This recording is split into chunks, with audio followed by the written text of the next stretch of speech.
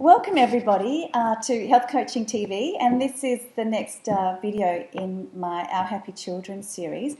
And this morning I'm delighted to have Chevonne Clasen with us and introduce you to Chevonne. Chevonne's a naturopathic medicine physician. She's the driving force and expertise behind one of Australia's leading complementary medicine practices, Remede Wellness Medicine, here in Mosman Park. And prior to opening Remede in 2009, Chevonne owned one of Australia's most successful practices, Salus. Is that right, Chevonne? Salus, yes. Salus, sorry, in Melbourne. She's incredibly passionate about preventative and complementary medicine and addressing the underlying causes of her patients' health problems. She inspires and supports patients to achieve and maintain optimal balance and lifelong wellness, and has extensive experience in working with children, which is a passion for both of us and why I'm so delighted to have you here this morning, Chevonne. Thanks, Kate. So Chevonne, in the years that you've been practicing, what changes have you seen firsthand in children's health issues?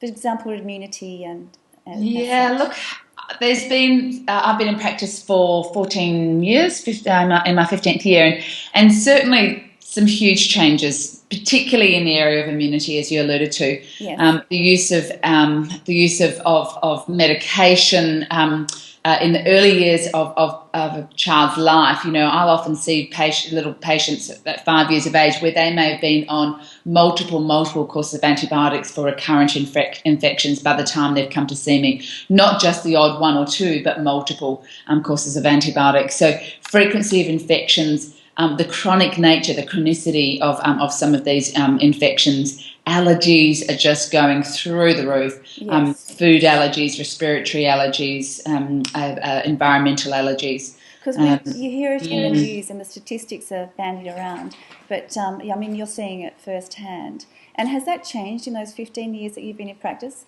Yes, absolutely. I mean, look, certainly in the early stages of practice, in, let's say, 15 years ago, certainly seeing children with infections has always been a hallmark. Children get sick. Yes. In the first 5 years of a child's life, their immune system is developing. It's very normal and part of their development to get an occasional infection. The most important thing is how they respond to that infection. If you see a nice, healthy, robust response to an infection, they get sick. They also recover quickly. And if an infection is supported, that's one thing, but for them to get sick and then chronically sick is certainly becoming an increasing problem. And allergies, we never saw these levels of allergies that we're seeing these days. 15 years ago. Yeah, it is concerning. So, and what role? Because I'm coming from a nutritional background and lifestyle. From your view, what role does nutrition play in that, in terms of that building that immune system? Oh, look, it's absolutely essential. It's the foundation. Yeah. Without having that foundation, your nutrition is your building blocks to creating your immunoglobulins, for example, for the healthy immune system, to create healthy digestion, so that we can create the right gut bacteria. 70% of our immunity is driven from that mix of bacteria and the production of antibodies within the gut. Nutrition is the foundation. It provides all the building blocks to making neurotransmitters, so we have healthy brain development. Yeah. We have healthy bone development. It's the absolute foundation. You can't plant a healthy garden. Yes. without first preparing the soil. Yes. And by feeding it with the right nutrition. If we try to plant a seed into sand, it's not going to grow anything. Same with our kids. We need that nutrition as the foundation. It's a beautiful analogy, and it's also linked, isn't it? The mind, the gut, the immune system. It's interrelated. So, within our gut we make serotonin, which is our feel-good, happy chemical. What happens in the gut, and if we don't have good digestion, it affects how the brain works. It is all interrelated, and having that foundation is essential. So, a lot of people are quite confused about what to feed their kids and what really is healthy. And so, I guess we've talked about why it's so good to have that nutrition. In your experience, what do you believe are the three most important things that as parents we can do to improve our kids' health straight away? Look, certainly cutting out the packet food, cutting out the processed food is is really important. A good friend of mine, Dr. Damien Christoph, has a beautiful saying that I love, and it talks about processed foods, and it's that processed foods or foods in packets are designed for shelf life, not your life. Yeah. Designed for shelf life, not for, what was that? Not for your life or for your Yes. children's life. It is designed to sit on a shelf. It is designed to be preserved. It is designed to last for 6 to 12 months or even longer. Yes. And it's not designed to really nourish the human body. Yes. It's designed by manufacturers to drive a profit. Processed foods are nutritionally deficient by their very nature. You look at almost any breakfast cereal, and they say added vitamins and nutrients. They have to add those little bits in because they've stripped it all away during that processing. And as I often will say to patients, there's more nutrients in the cardboard than in the actual contents of the box. I know that's right. Cutting out those processed foods and returning to food in their natural state, whole food. So with grains in the whole form, with fruits and vegetables in the fresh natural state. Yes. And you're an absolute whiz, Kate, at being able to turn those whole foods into foods that children will eat. And that's the secret is having those skills to be able to take whole foods and put it into a family-friendly format. And, it wasn't always like that for me, Chevonne, certainly, but I understood the importance of getting that nutrition and those minerals and nutrients from whole foods into kids. So, a lot of creativity and time. It does take a bit of time, but also, it's practice and things too. But it's worth it in the end to help lay that bedrock. Absolutely.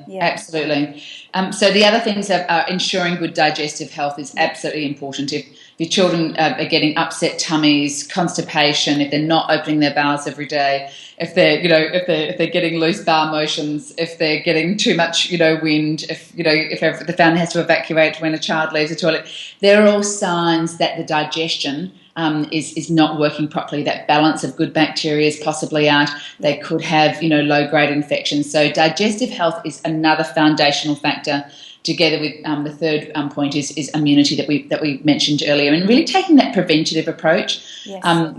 Preventing children from getting sick by building a healthy foundation with food, but also when children get sick to support the immune system rather than jumping onto antibiotics and paracetamols and those sorts of things too early. We know that they suppress the immune system. Most parents, don't understand that with paracetamol, for example, just how suppressive that is, not only to the immune system, because if we suppress a fever is created to actually be able to kill off an infection. Yes. So, of course, if a fever gets too high, if it gets above 38.5, 39 degrees, it needs to be managed. And there are natural medicines that can help with that.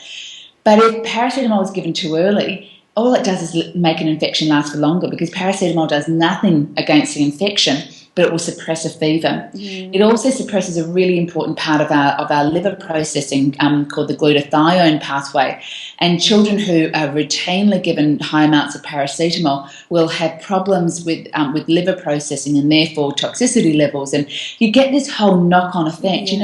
I have mums coming to me where they use Panadol to get their baby to sleep at night. Oh, dear, There are things there's misinformation, and things have really gone astray in our knowledge of what is truly healthy and borderline harmful and not. And also, I think a lot of it is, having a bit more faith in the human body in terms of what it can do to heal itself, and just allowing it to kind of go through those natural processes. Yes, absolutely, and there's some wonderful, herbal medicines and natural medicines that work an absolute treat. There's a homeopathic that we use with children called Vibacol, and I affectionately call it homeopathic Panadol, and it works. It really supports the immune system, but actually has a symptomatic effect. There are so many things that we have in our toolbox that can help children through and help parents through. Yeah, exactly. Parents are the main thing, because I think that's the key. It's for a parent who is under stress and has got other kids running around. It's easier to go for the kind of that recognised approach rather than kind of go through a little bit of heartache watching your child being sick and uncomfortable. and kind of nursing them through it. Yeah, exactly. Yeah. Yeah. So, Chevonne, I'll just go in terms of your own health. What changes have you made, and can you tell us why? Yeah, look, I mean, I've been really fortunate. I grew up with a German mother who has always had an interest in health. She comes from a family of physicians, and in Germany, natural medicine is very much on par with mainstream medicine. So I grew up on a farm in Western Australia, and had a very organic whole food diet. So I'm one of the lucky ones, I think, who is brought up with that incredible foundation. Everything was homemade. We didn't have processed foods. No. And, what a great example of what we're talking about today in terms of laying that bedrock and that foundation for great health. And, just generally your parents and you've got siblings as well. Yeah. Is their health good? Fantastic. And we, as adults, it's really interesting to see how that foundation really created, strong health. Even, for me, I've always been interested in health right from my teen years. I knew I wanted to go into health and medicine, and that's the career path that I followed, and I've been really, really fortunate to be able to, choose a profession that's been a lifestyle, a passion, and something really important to me. But even looking at my brother, who during his uni years, he went off track and devoured junk food for a short period of time. But what's really interesting is in his adult years, he returned to having that healthy foundation because that's what he had in his childhood. I really think of it as a gift, Chevonne, to be able to give that foundation of good health to our children, so that when they do go wayward, because it's likely to happen in their teens, but they can manage, and their body's going to cope with those not so good choices later, and then get back on track into adult life, and when they have their own kids. Yes, absolutely. Really, it's something I'll often say to parents. It's the biggest gift you can give to your children is to give that foundation of fabulous health. Yeah. It really is. Yeah. I couldn't agree more. Yeah, I love that. And what's your non-negotiable health practice or routine, Chevonne, that you'd like to share with us? Yeah, absolutely. Look, there's a few of them. So for me, organic. I'm a big believer in organic food, not just because of the 70 to 300% more nutrients found in organic foods and the lack of pesticides, herbicides and other chemicals, but because of the richness of phytochemicals, these compounds that organic food produce to naturally ward off pestilence that conventionally grown produce don't have to produce because they're sprayed, on a regular basis. And these phytochemicals are even stronger than antioxidants in their anti-cancer fighting capacity and their immune stimulating capacity. It's quite an extraordinary part of organic food. Yes. So organic food is non-negotiable. Whole food has always been part of what I do, and that has certainly even grown and developed. And I'm actually pregnant at the moment, and that focus is even honed further if that's possible. Absolutely, I can imagine. And look, daily movement is essential. I'm a big exerciser and really believe in daily movement of some form. Yeah, and enough sleep. Yes. That's key, because that helps with the choices that we're making, doesn't it? Makes it a little easier when you're in a good mood, good frame of mind. Absolutely. Our body can't heal and repair unless we have enough sleep. When we go through the sleep cycles at night time, it's when our body does healing and repair, and that goes for adults, but it's extremely essential for children. Yes. The amount of children I see who are actually sleep deprived, they're not getting the amount of sleep that they require. It's a problem as far as their growth and development goes. And really, for a long time, they need to really be in bed by 7:30. Really up until the age of 8, 9, kind of around about then. Absolutely. To get that full kind of 10, 11 hours, isn't it? It really is important. I'm a big believer in, children before 8, 9 years of age, bedtime around about, 7, as they get a little bit older, 7:30 and then 8. But, to have 5, 6-year-olds going to bed by 8, 8:30, it's too late. Yeah. If they don't get, that 10 to 12 hours of sleep, it does impact on their ability to be able to grow, develop in a healthy way. Yes. Our body can't, body during the day keeps essential services going, but it can't do healing and repair. And in children, the growth. And the growth, yeah, for sure. Yeah. Chevonne, I could talk to you forever, honestly. It's such a pleasure, and thank you so much for your time. In wrapping up, perhaps we can just kind of summarise the kind of key messages that you've touched on, which have been many, but certainly building that bedrock and what an important part nutrition plays in building that foundation of good health in our children. And then, the key thing to really to take health to the next level is probably to look at taking processed food and packaged food out of the diet, replacing it with whole foods as much as possible, step by step, one thing at a time. So as not too much change that makes it difficult to deal with. Absolutely. Yeah, and then I think your message is very much preventative and doing this from a preventative point of view, and then supporting the immune system if kids do become unwell and get sick. Yes. Is there anything I've missed? Perfect summary. And look, sometimes it can seem overwhelming, I think, to parents.